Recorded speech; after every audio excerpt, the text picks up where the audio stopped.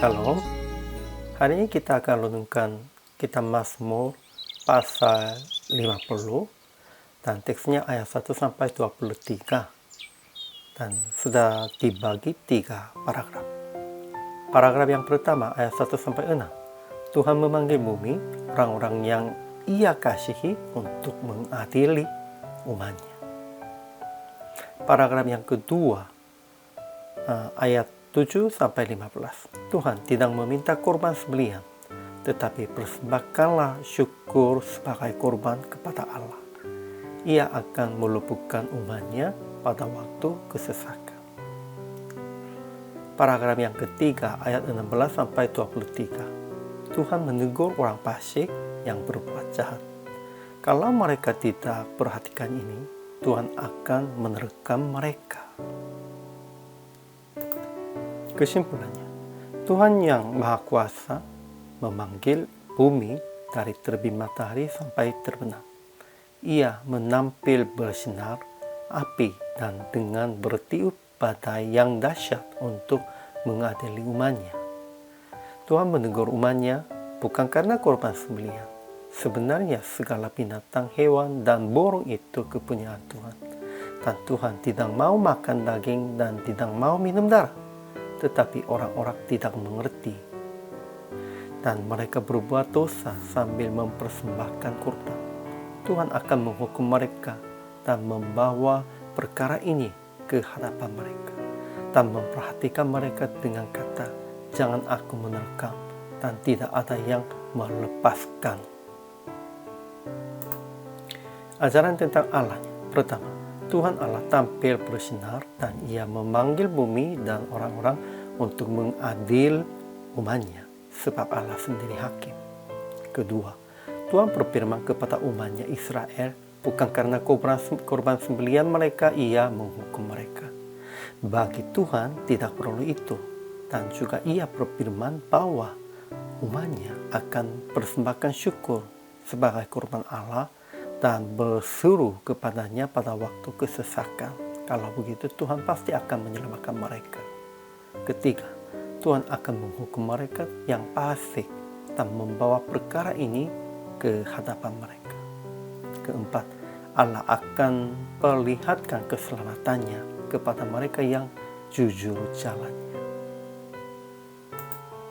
Ajaran tentang manusianya. Pertama, orang-orang yang Tuhan kasihi, yang mengikat perjanjian dengan Dia berdasarkan korban sembelihan harus datang kepadanya.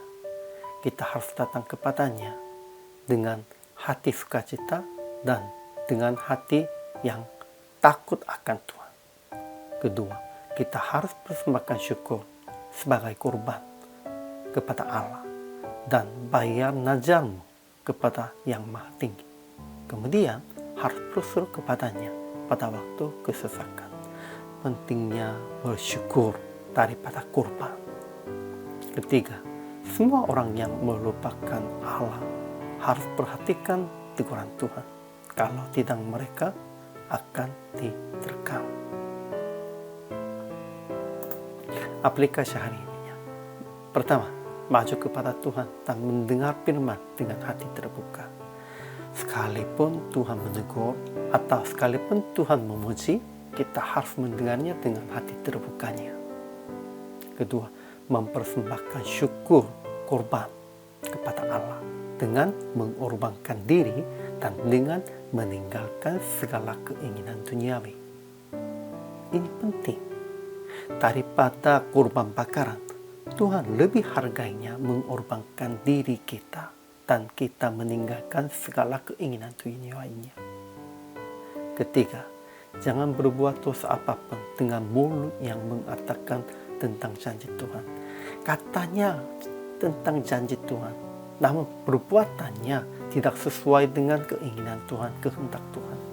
Kalau begitu pasti akan dihukum.